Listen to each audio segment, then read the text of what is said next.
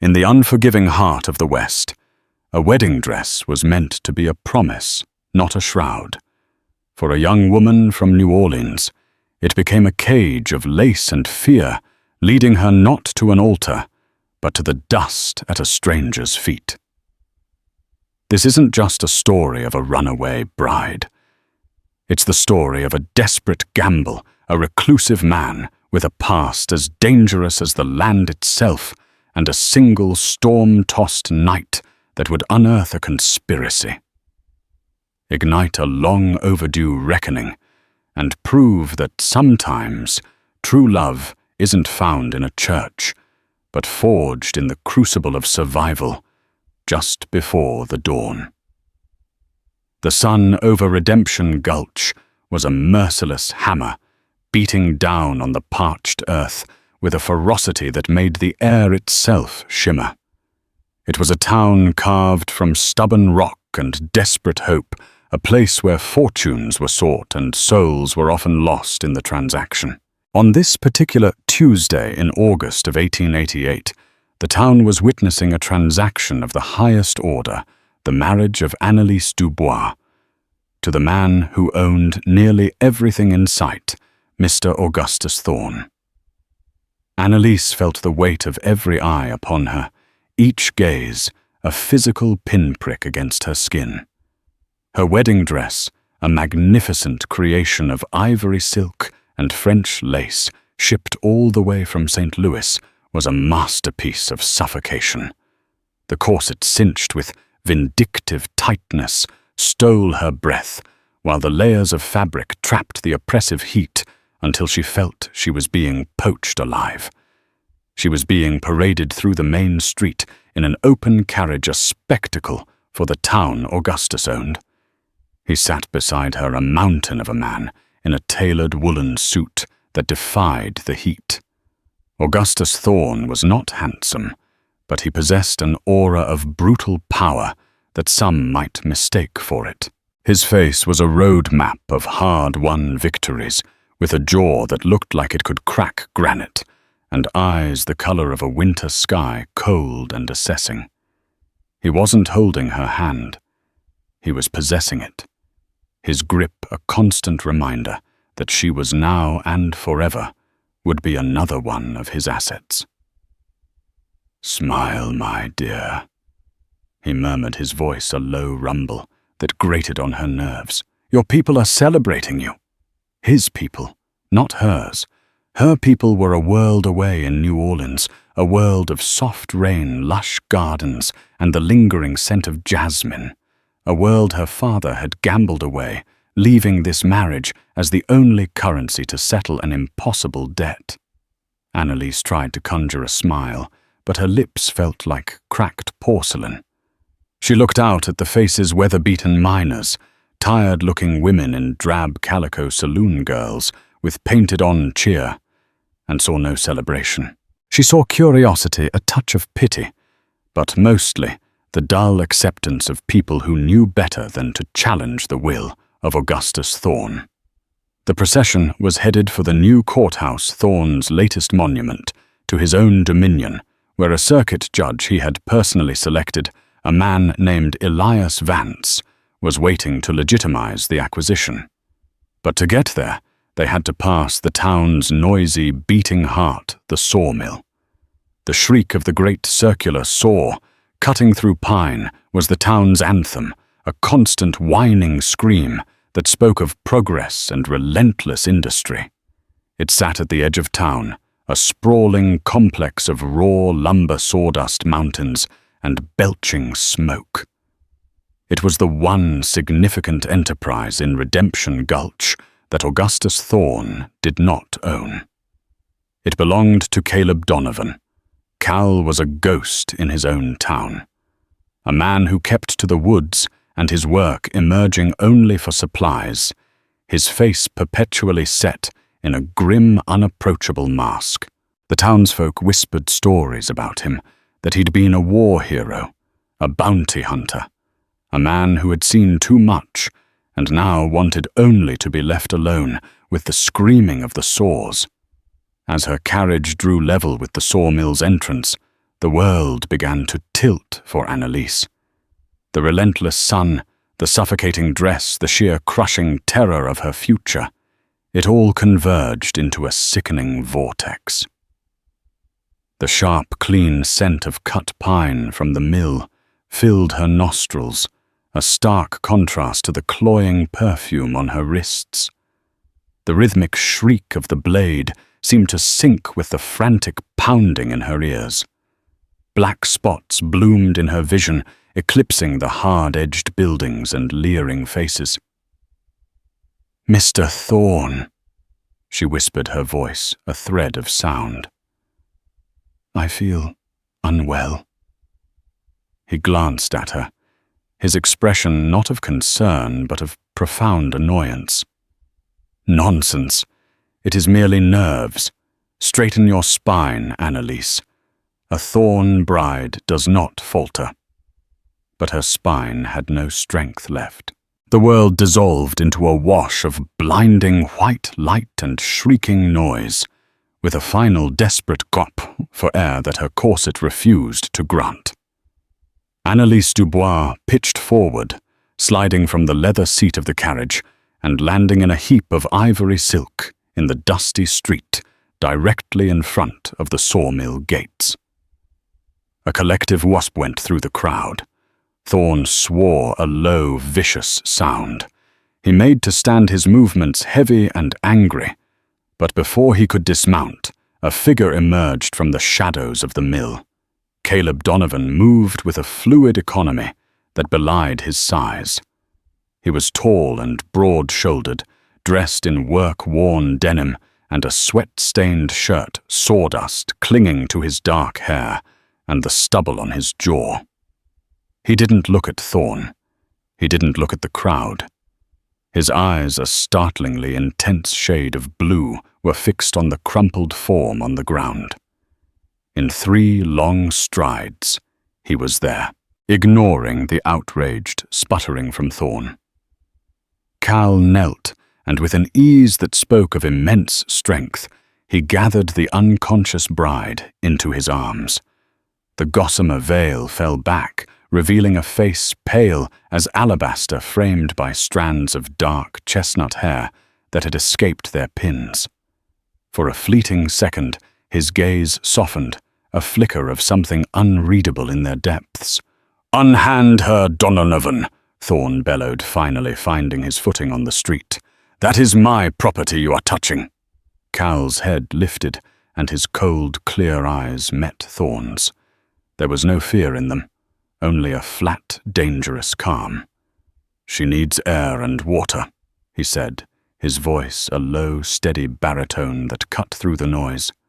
"Not a parade." He didn't wait for a response. Turning his back on the most powerful man in the territory, Caleb Donovan carried Annalise Dubois away from the gawking crowd, away from her furious fiancé, and into the cool, pine-scented shadows of his sawmill. The great saw whined once more and then fell silent, as if the mill itself was holding its breath. The spectacle was over. The drama had just begun. The world returned to Annalise in pieces.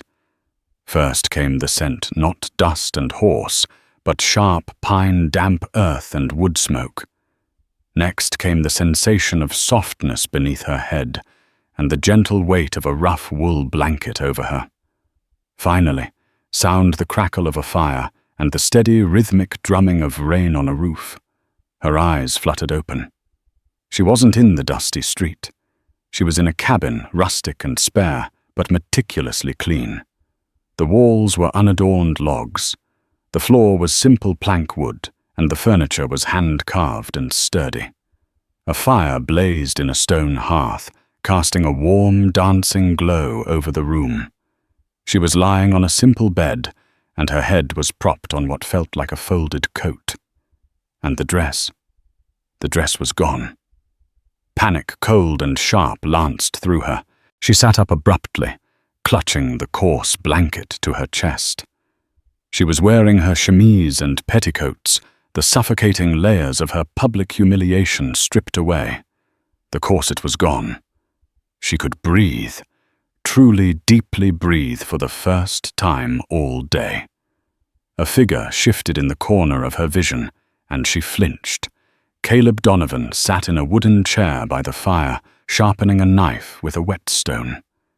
The rhythmic scrape of steel on stone was the only sound besides the fire and the rain. He didn't look at her, but she knew he was aware of her every movement. "Where am I?" she asked, her voice raspy. "My cabin," he answered, without looking up. "It's behind the mill. You fainted. You undressed me." The accusation was plain in her voice, a shield against her fear. He finally stopped his work and lifted his head. His blue eyes, shadowed by the firelight, held no apology, only weary pragmatism. "The dress was a coffin, ma'am. The corset was halfway to cracking your ribs.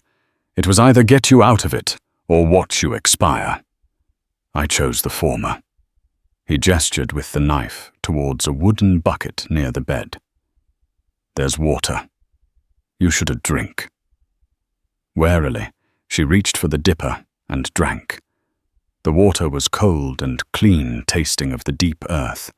It soothed the fire in her throat. As she drank, she studied him. He wasn't like Thorn, whose power was a proclamation. This man's power was a quiet, contained thing, like a coiled spring. There were scars on his knuckles, and a faint, silvery line traced its way from his temple into his hairline. This was a man who knew violence, yet he had shown her a strange, impersonal kindness. "Mr. Thorn," she began the name, tasting like ash. "He will be displeased." A humorless smile touched Cal's lips. "Thorn is always displeased about something. It's his natural state." He set the knife and stone aside and stood moving to a small stove in the corner. "You should eat. I don't have much, but it's more than nothing." The thought of food made her stomach clench, but she knew he was right. She watched as he moved with an unthinking competence, slicing bacon into a skillet and mixing a simple batter for johnny cakes. There was no wasted motion, no hesitation. He was a man accustomed to solitude and self-reliance. "Why did you help me?" she asked, her voice softer now. "You could have left me there. Someone else would have come." "Maybe," he said, his back to her. "Or maybe they'd have stood around gawking while Thorn berated you for swooning. I don't have much use for public spectacles." The bacon began to sizzle, filling the small cabin with its savory aroma. The rain outside intensified, lashing against the single window pane. It was a proper storm now, one of the furious, sudden tempests the high country was known for. A sense of isolation, of being completely cut off from the world, settled over Annalise. Strangely, it wasn't frightening. Here in this stranger's cabin, with a storm raging outside and her monstrous fiancé presumably raging in town, she felt a sliver of peace. Cal served the food on 2 tin plates, placing one on a small crate beside her bed. He sat back down in his chair, eating in a silence that felt less awkward than companionable. The johnny cakes were dense and nutty, the bacon salty and crisp. It was the most delicious meal she'd ever had. "My name is Annalise Dubois," she said quietly, breaking the silence. "I know," he replied, not unkindly. "The whole territory of Torore knows who the bride of Augustus Thorn is." The way he said the name with a subtle, bitter edge caught her attention. "You don't like him?" It wasn't a question. Cal looked into the fire, his expression hardening. "I don't like bullies. I don't like men who treat people like property. Thorn is both." He finally turned his gaze back to her, and for the first time, she saw something beyond the gruff exterior, a deep, searching intelligence. The question is, Miss Dubois, why would a woman like you agree to marry a man like him? The directness of the question startled her. No one had dared ask. They had all assumed it was for love, or for the immense wealth and power that came with the Thorne name. The truth felt raw and shameful. "My father," she began, her voice barely a whisper. "He had business dealings with Mr. Thorne. Debts. My father. He is not a strong man. He made poor choices. This marriage was the price of his salvation." "So Thorne bought you." Cal stated the words blunt but not cruel. "He bought your father's failing shipping business in New Orleans, and you along with it." Annalise flinched, but she couldn't deny it. Tears pricked at her eyes, hot and humiliating. "Yes." Cal was silent for a long moment. The only sounds, the crackling fire and the drumming rain. She expected pity or perhaps contempt. Instead, when he spoke, his voice was low and serious. "Your father's name is Jacques Dubois, isn't it? A man with a taste for expensive brandy and high-stakes poker." Annalise's head snapped up, her eyes wide with shock. How could you possibly know that—" Caleb Donovan leaned forward, the firelight carving deep shadows into his face, making him look older and infinitely more dangerous. The detached recluse was gone, replaced by someone else entirely. Someone with a purpose that chilled her to the bone. "Because, Miss Dubois," he said, his voice a low, resonant growl, "your father's debts aren't the only reason Augustus Thorne wants to marry you. I know because I used to be a U.S. Marshal, and your fiancé is the man who murdered my partner and destroyed my life. I didn't just come to Redemption Gulch to hide. I came here to wait for him." The tin plate slipped from her lap, clattering unheeded onto the wooden floor. The storm outside was nothing compared to the one that had just broken loose inside the four walls of that cabin. The air in the cabin crackled suddenly, charged with a tension that was far more potent than the storm. The word murdered hung between them, stark and ugly. Annalise stared at Cal, seeing him now not as a reclusive sawyer, but as something else entirely, a hunter. And she was trapped in the den with him. "You're a lawman," she stammered, her mind struggling to reconcile the dusty workman with the authority of a federal marshal. "I was—" he corrected, his voice tight. "My name is Caleb Donovan, and I was assigned to the St. Louis district. My partner, Marshal Robert Miller, and I were investigating a smuggling ring. They were moving guns, gold, untaxed liquor, anything that would turn a profit. They were ruthless, leaving a trail of bodies from the Mississippi to the Rockies. The operation was too slick, too well funded. We knew someone powerful was pulling the strings." He stood and began to pace the small space, his movements like a caged wolf. The placid calm he had shown earlier was completely gone, stripped away, to reveal a raw, burning intensity. "Our investigation led us to a name, Augustus Thorne. Back then, he was just an ambitious freight baron, but he had his fingers in everything. Rob and I built a case piece by piece. We had witnesses, we had ledgers.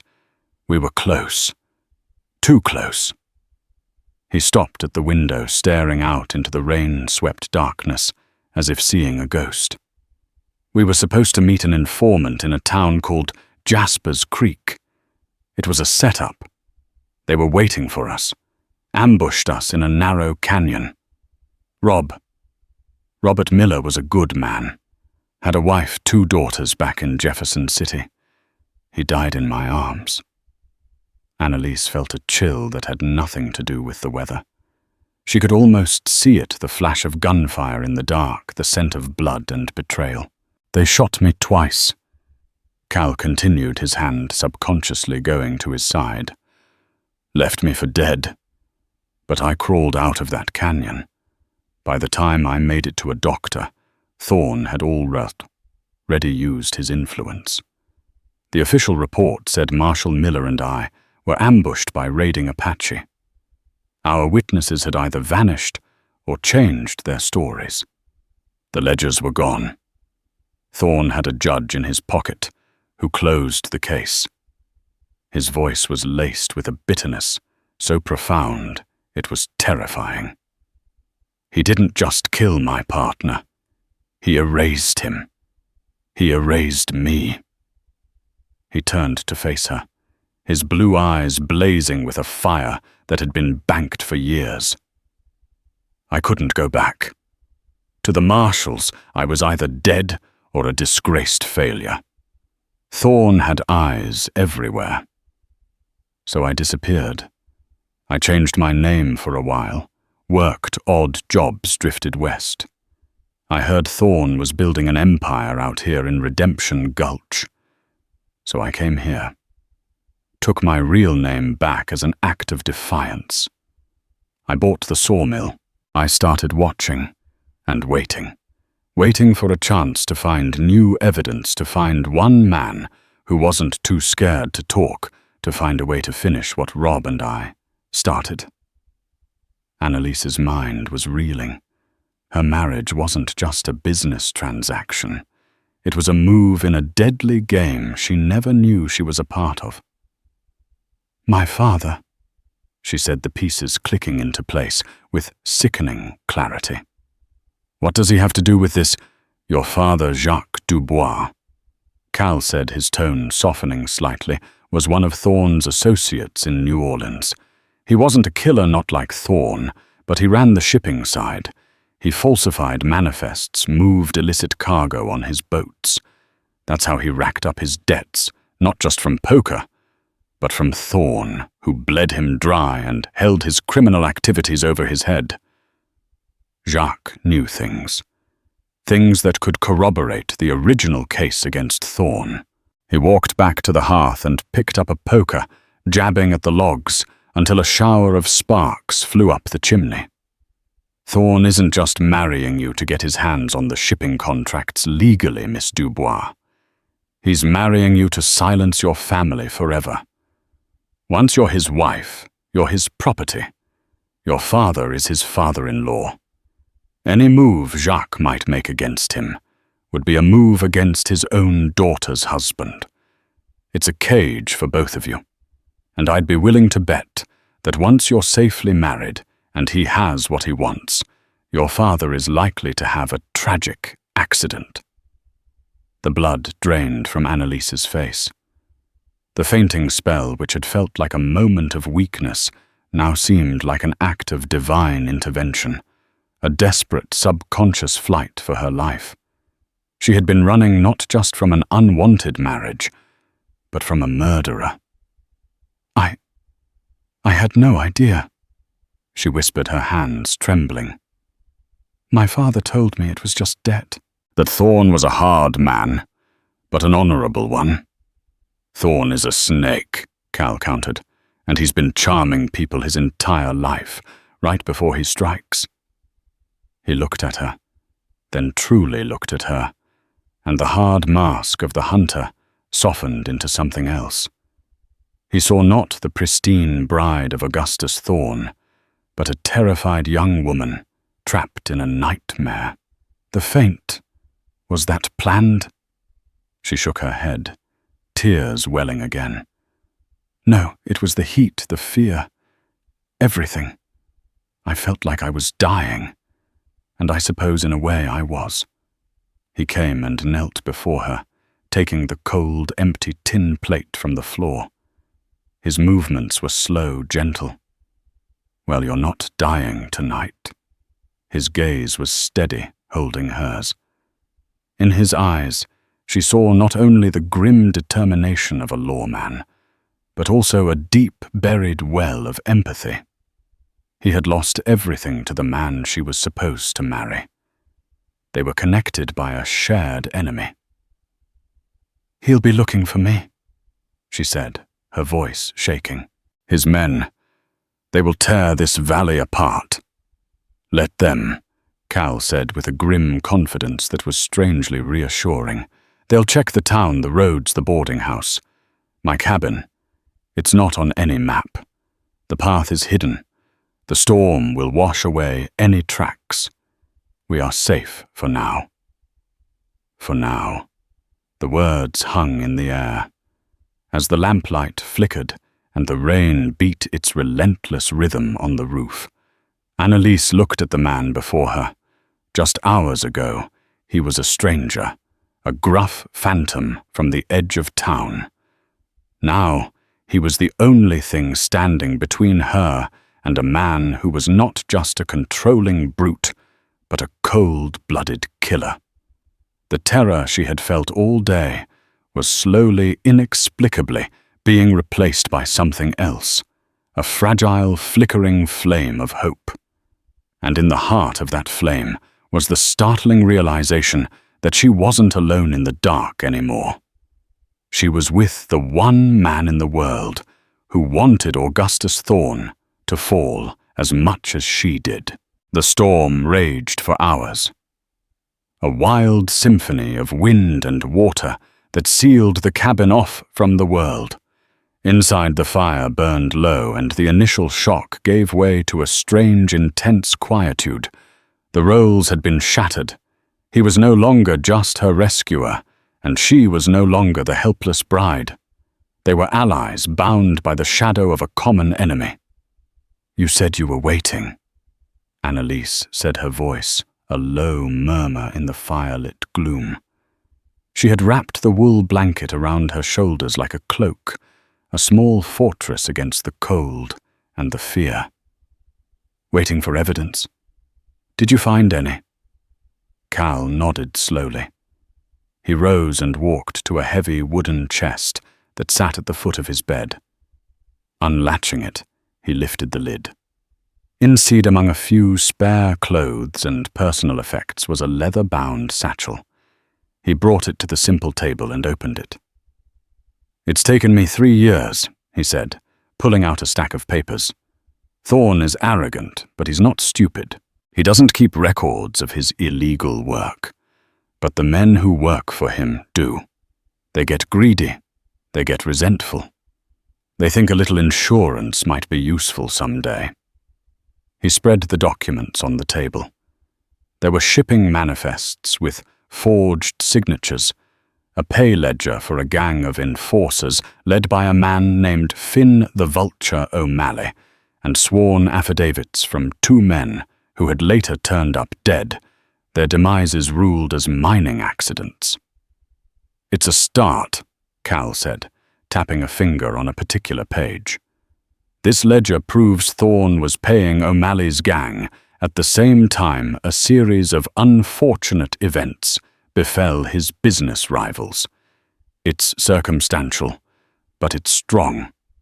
But the centerpiece, the thing that could bring him down for good, is this." He carefully unwrapped an oilskin packet to reveal a small, worn journal. This belonged to a man named Arthur Pence. He was Thorne's bookkeeper for nearly a decade. A quiet, mousy man everyone underestimated.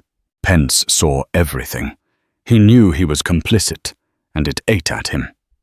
He started keeping this diary detailing every crooked deal, every threat, every shipment of illegal guns. He was my informant, the one Thorne had us ambushed to prevent us from meeting.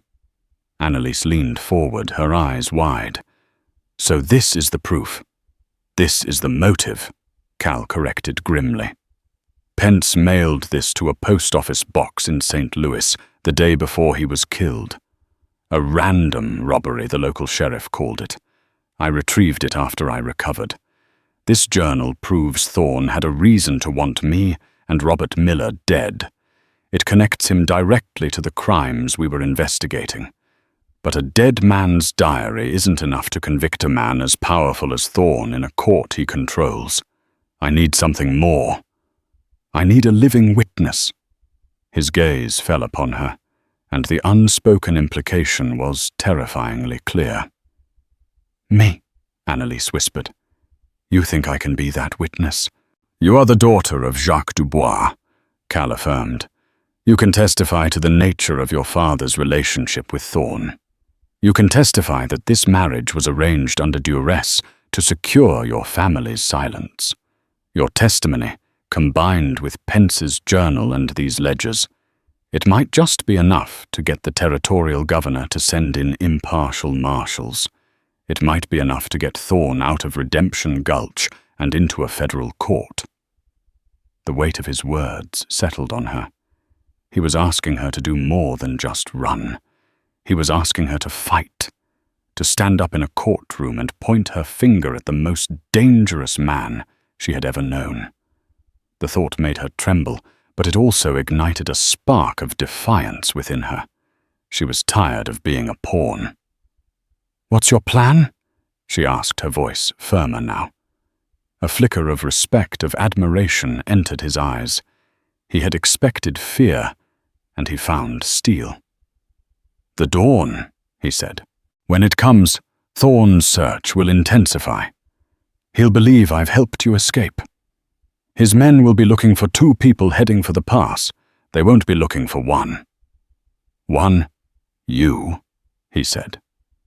"There's a game trail at the back of my property.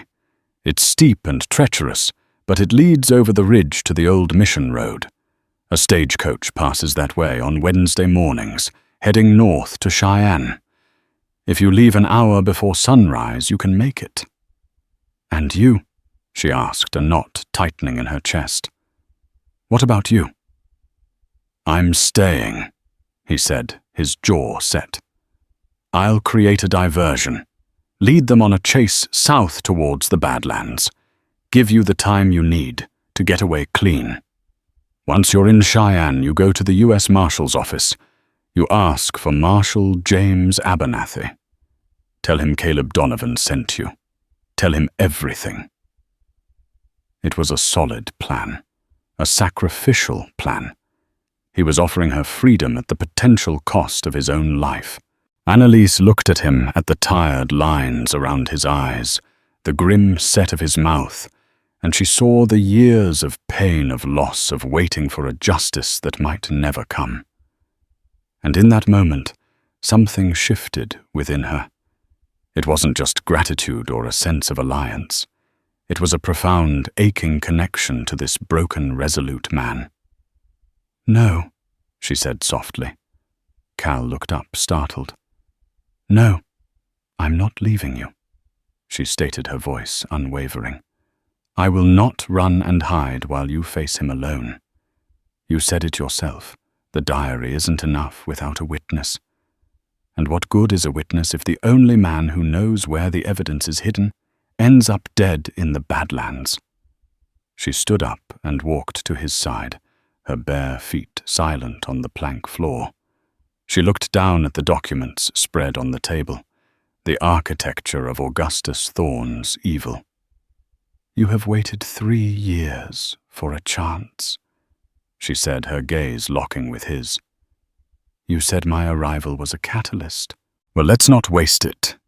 You know Thorne. I know what he wants. You have the weapons and the evidence. I am the bait. We don't run. We don't hide. We finish this. Together." The silence in the cabin was absolute, the storm outside seeming to pause as if listening.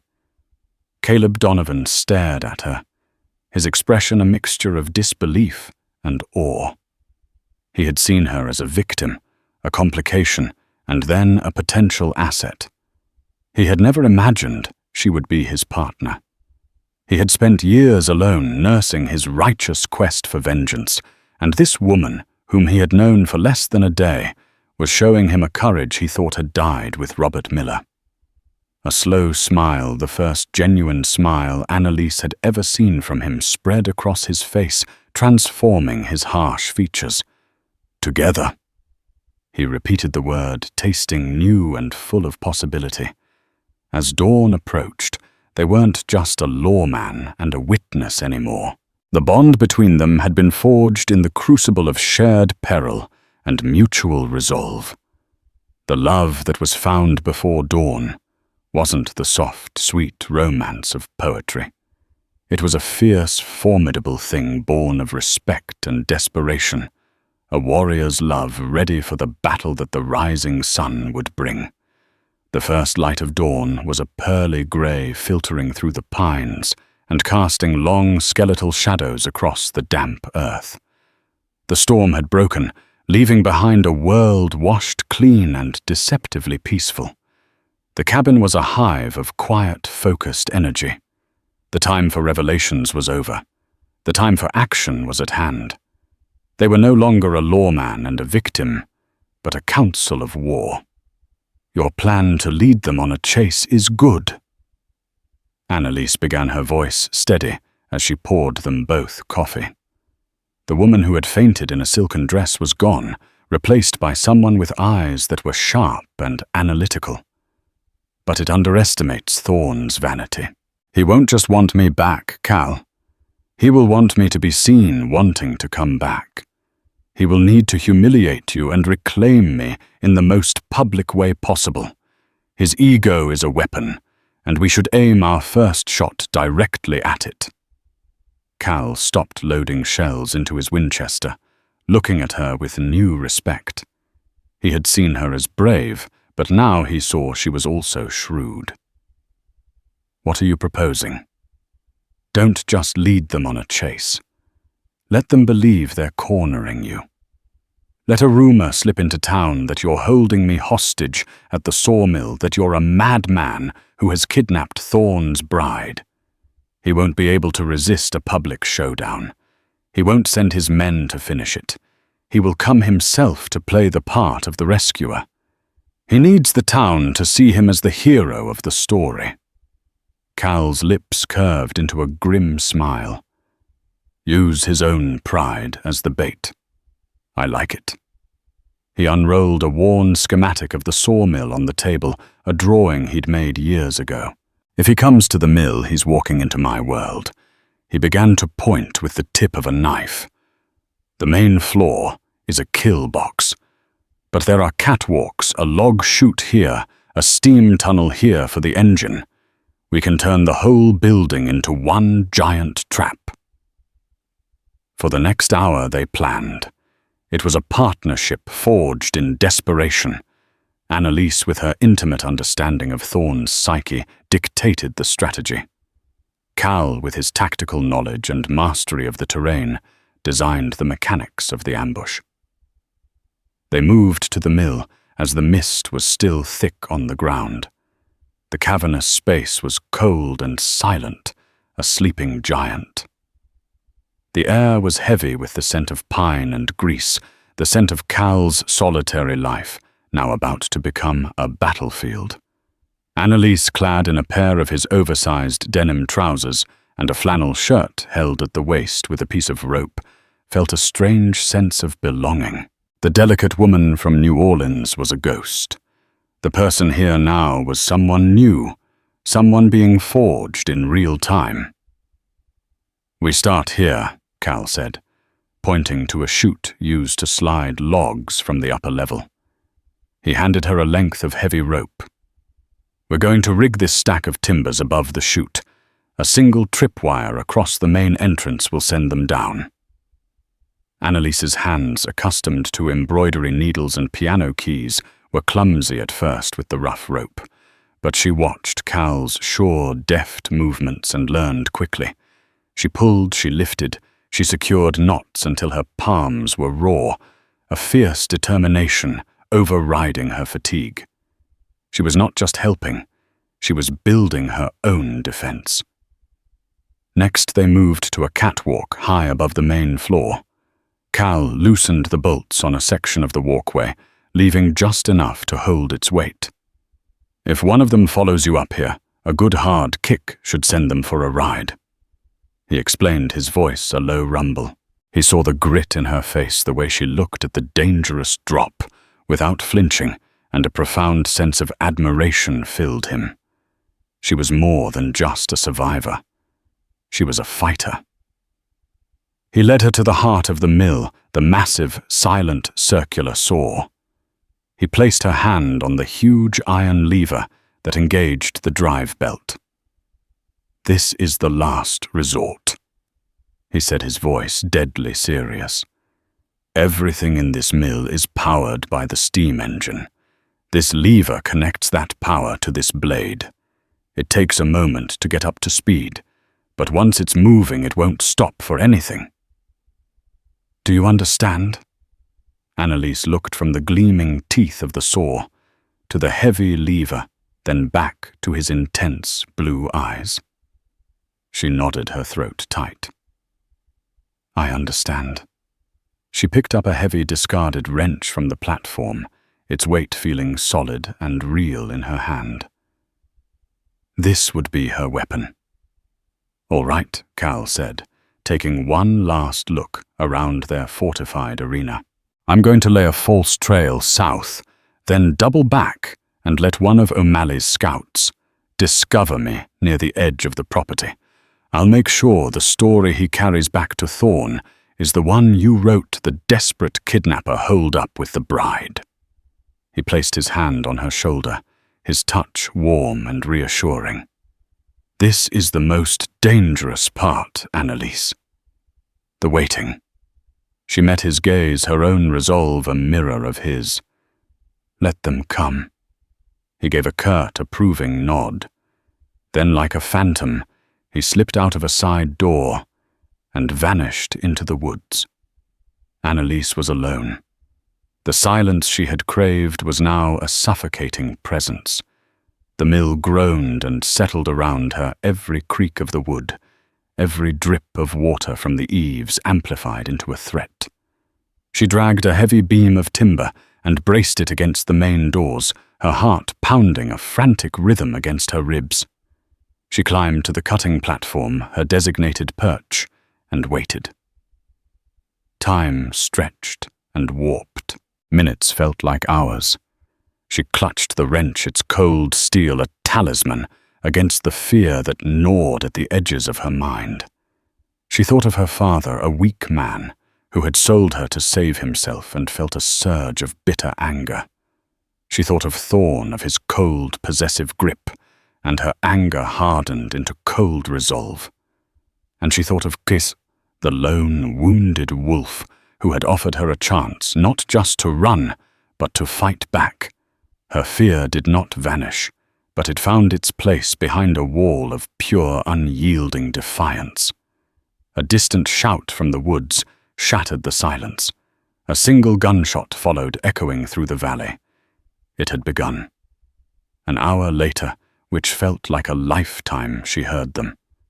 The crunch of many boots on the damp earth, the low, confident voices of hunters closing in on their prey. A heavy, meaty fist pounded on the main door. "Donovan, we know you're in there. Finn O'Malley.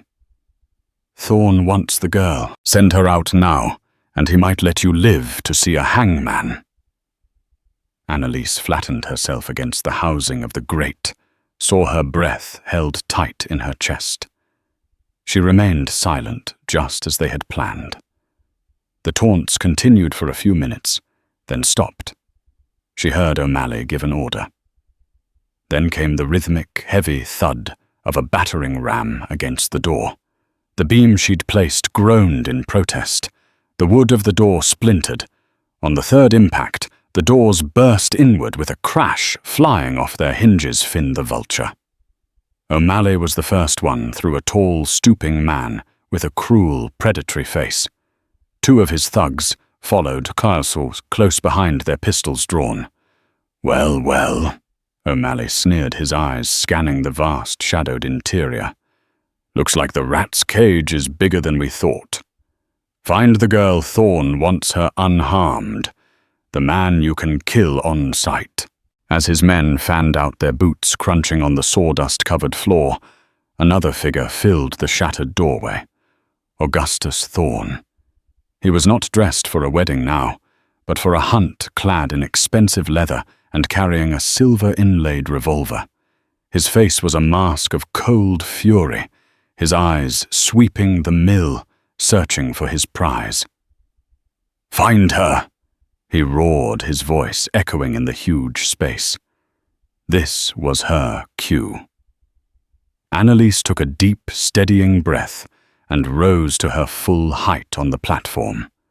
In a gesture of pure, calculated defiance, she held up the delicate gossamer veil she'd snatched from the cabin, letting it drift from her fingers to the floor below.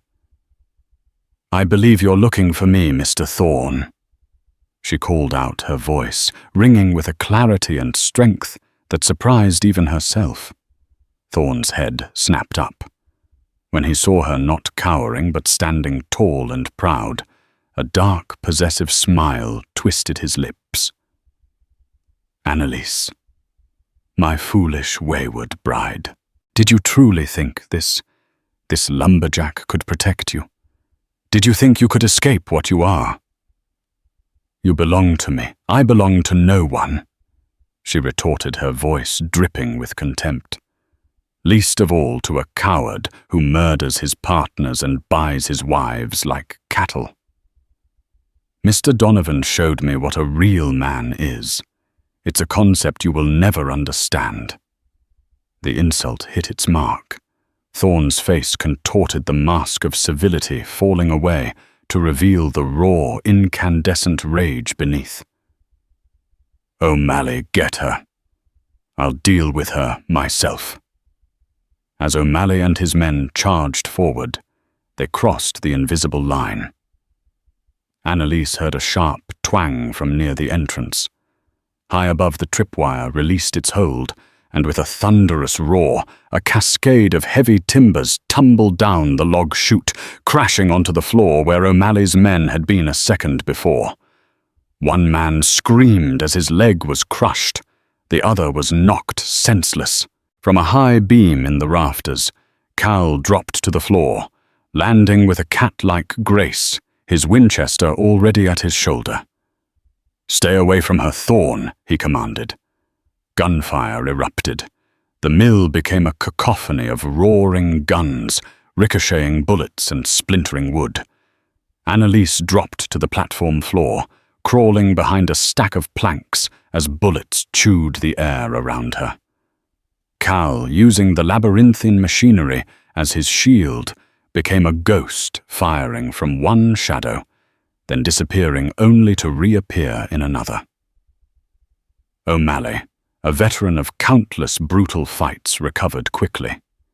He shoved the injured man aside and took cover, his shots methodical and deadly. He wasn't aiming to kill Cal, but to pin him down. Thorne, however, had eyes only for Annalise. His obsession had consumed him. He ignored the gunfight raging below and began to climb the ladder to the platform, his face a thunderous mask of ownership. "You are mine," he bellowed over the din. Annalise scrambled backward, the heavy wrench her only defense. She saw O'Malley maneuvering, flanking Cal, forcing him into a corner. She had to do something. As Thorne neared the top of the ladder, she kicked out at a loose barrel on the platform, sending it tumbling down. It wasn't aimed at Thorne, but at the floor near O'Malley, creating a momentary diversion. It was enough. Cal spun, firing at O'Malley, but the vulture was too fast. He ducked and returned fire. A shot slammed into Cal's shoulder, spinning him around with a cry of pain. The Winchester clattered from his grasp. O'Malley advanced, a triumphant snarl on his face. Seeing Cal hit, seeing him stagger and fall to one knee, a primal scream of fury rose in Annalise's throat. Her fear was burned away by pure protective rage. Thorne was on the platform now, advancing on her. "Now, my dear," he hissed, "you will learn your place." With a desperate surge of adrenaline, she threw the heavy wrench with all her might. It spun end over end, striking Thorne hard on the side of his head. He roared in pain and surprise, stumbling back, his hand flying to the bloody gash. It was the only chance she would get. It was the only choice she had left. She didn't run. She lunged, not away from the danger, but towards the heart of it. She scrambled on her hands and knees to the massive iron lever. Grasping it with both hands, she threw her entire body's weight into the motion, pulling it down. For a second, nothing happened. Then a deep groaning shudder ran through the entire mill as the steam engine's power was engaged. The massive leather drive belt, as wide as a man's chest, lurched into motion. Gears the size of wagon wheels began to turn, and with a terrifying rising shriek, the giant circular saw blade spun to life, accelerating into a blur of silvered steel and death. The sudden deafening noise was so overwhelming it froze everyone for a heartbeat. That heartbeat was all Cal needed. Ignoring the fire in his shoulder, he launched himself from the ground, not at O'Malley's gun, but at the man himself. A tackle born of pure primal strength. They crashed into a stack of finished planks, the wood splintering under their combined weight. On the platform, Thorne, enraged and bleeding, shook his head to clear it and lunged for Annalise again. She dodged, and he overreached his expensive polished boot, slipping on a patch of greasy sawdust near the moving belt. His feet went out from under him. He fell backward, his arms flailing wildly for a handhold that wasn't there.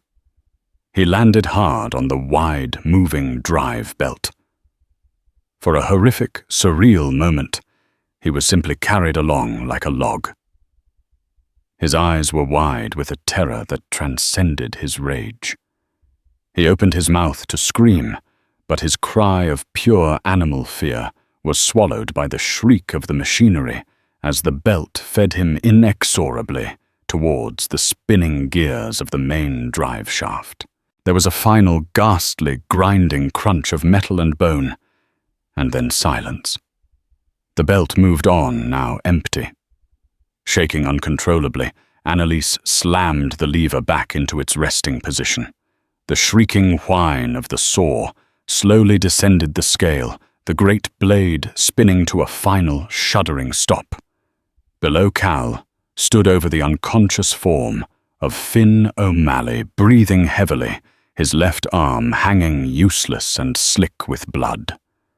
The reckoning was over. In the stunning silence that followed, the air itself seemed to hold its breath. Dust motes illuminated by shafts of morning light danced over the gruesome tableau. The only sounds were the slow metallic ticking of the cooling steam engine and the harsh rasp of Cal's breathing. Annalise's entire body trembled with the violent aftermath of adrenaline. She scrambled down from the cutting platform, her borrowed trousers catching on a splinter, and rushed to Cal's side. "You're hurt," she whispered, her voice cracking.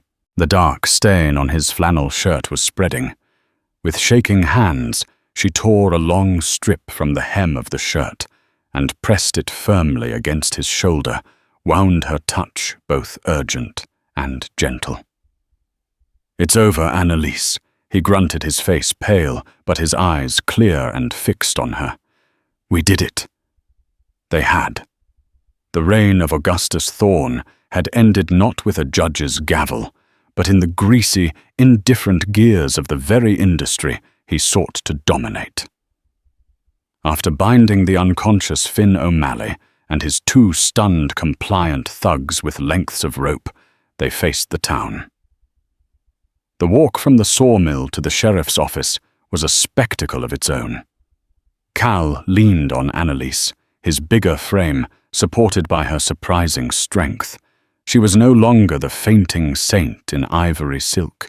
She was a woman clad in denim and determination, her face smudged with grease, her eyes blazing with a fire that no one in Redemption Gulch had ever seen before. Faces appeared in windows. Doors creaked open. The townsfolk, accustomed to averting their gaze from Thorn's world, now stared openly. Their expressions were a mixture of shock, fear, and a dawning, scarcely believable wonder.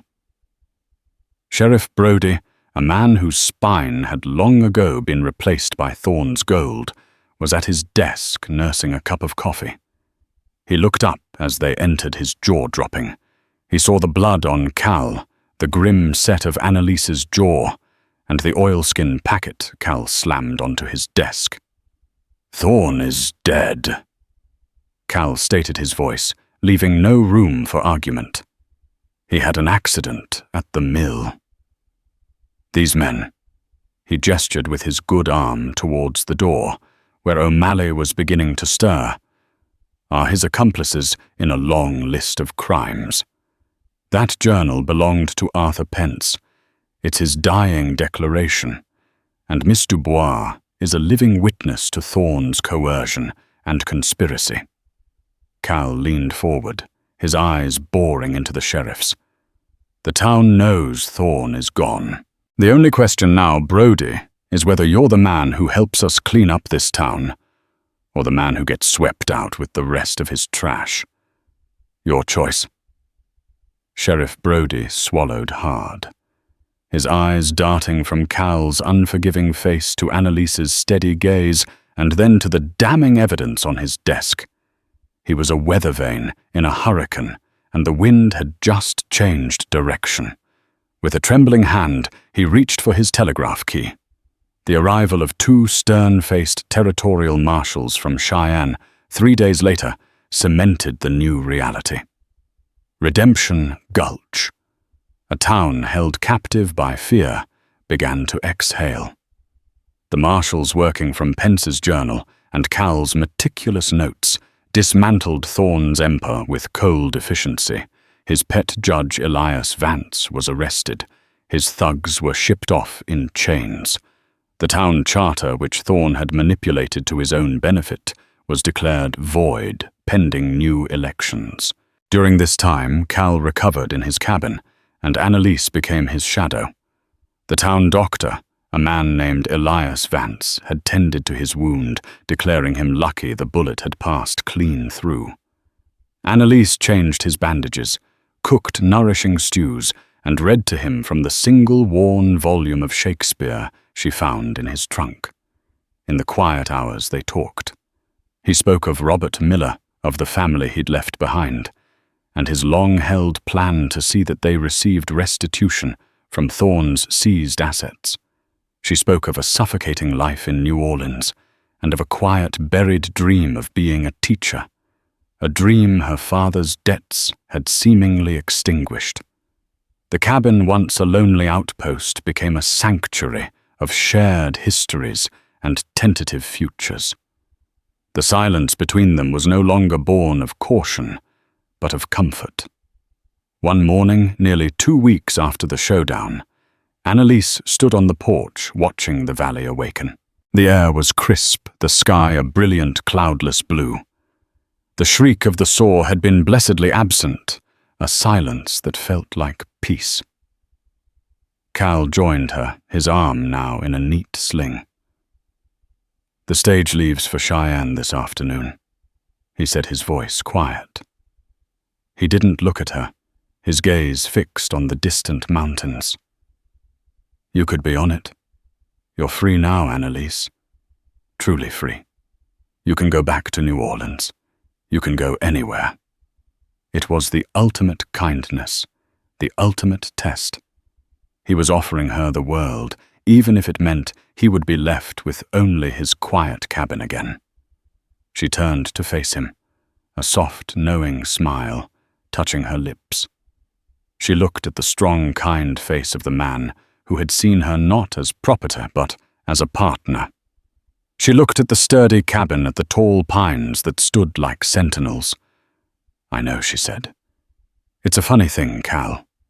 For years, my only dream was to escape. From my father's expectations, from Mr. Thorn, from the life that was chosen for me." She took a step closer, her hand gently touching his good arm. "But here in the one place I was brought to be a prisoner, I've found the only freedom that matters." Her eyes met his, and in their blue depths he saw not a fleeting gratitude, but a deep, settled certainty. "My home isn't a place on a map anymore. It's right here." He looked at her, his heart, which he thought had been locked and barred forever, swelling with a warmth that pushed out the last shadows of his long, cold wait for vengeance. The love that had been forged in darkness, a warrior's bond born of desperation, was now standing resilient and true in the bright light of a new day. It wasn't the future either of them had ever imagined, but as he reached out and took her hand, he knew with absolute certainty it was a future they would build together. Their new dawn had finally truly arrived. And so the story of the fainted bride and the reclusive sawyer comes to a close. But it's a reminder that courage can be found in the most unexpected places, and that sometimes the greatest acts of defiance are not loud explosions, but quiet choices made in the heart. They didn't just survive a monster. They built a new beginning on his ashes. If their story of survival love and long-awaited justice moved you, please help us share it with others. Hit that like button. Share this video with someone who loves a story where the underdog fights back, and most importantly, subscribe to our channel for more tales of history, drama, and the untamed human spirit. Your support allows us to keep bringing these stories to life. Thank you for listening.